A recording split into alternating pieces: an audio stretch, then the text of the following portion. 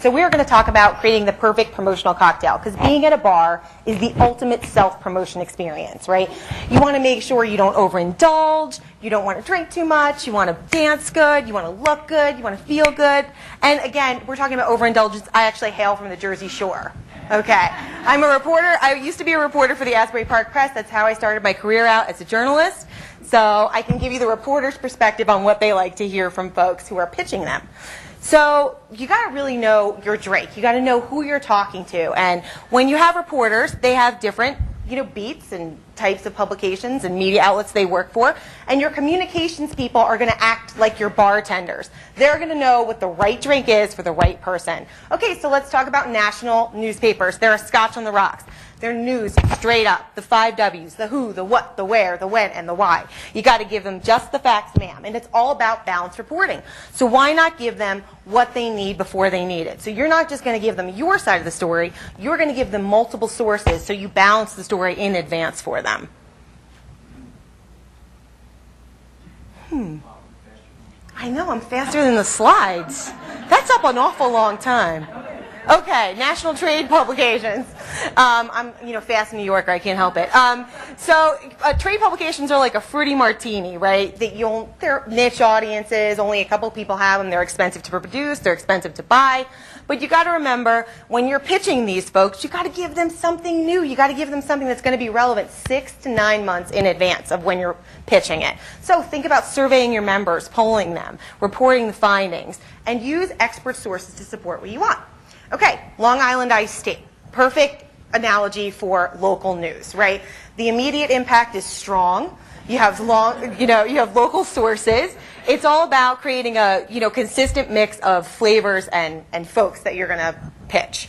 Okay, so you got to recruit local members to give an opinion on a national issue that has local relevancy. It's one of the best and easiest ways to get into local newspapers, but it's got to be local. Remember those 3 things: local, local, local. Okay, broadcast media is like a pina colada, right? It's nice, it's visual, you got the umbrella, it's always a little trendy, right? And you've got to make sure that what you are pitching is visually stimulating. It's going to appeal to a wide audience because it's going to be sweet and syrupy. All right, you got to be flexible with these folks, right? You've got to make sure that if they have an in-studio opportunity, if they have an out-of-studio opportunity, you could do whatever they need to, and you can adjust quickly because they're all about breaking news. Speaking of breaking news, let's talk about online media, or, the idea of a shot. You got to make sure that, A, you don't have too many of them by yourself because you probably have a problem. And it's supposed to be meant to be shared, right? Just like online media. It's supposed to be shared. Okay, so easiest way to get media that are online folks involved, give them videos, give them graphs, give them images, things that they can put up so that other people can share on your behalf. I am faster than this thing. I can't believe it. Okay, the glass is your foundation. You got to tell them a story. Okay, if you walk away with one thing today, it's tell them a story. You got to know why your news is relevant now, right? Just like in a bar, you walk up to somebody, you got to talk about them, not you. That's how you get people interested. And the alcohol is the storyteller. No surprises there, right? You got to make sure that you have consistent messaging. You've got to have engaging spokespeople. You've got to make sure that they represent your association the right way. I am faster. Wow. Okay, the garnish are the details. Those are the stats. Those are the people that you're going to get to speak on your behalf.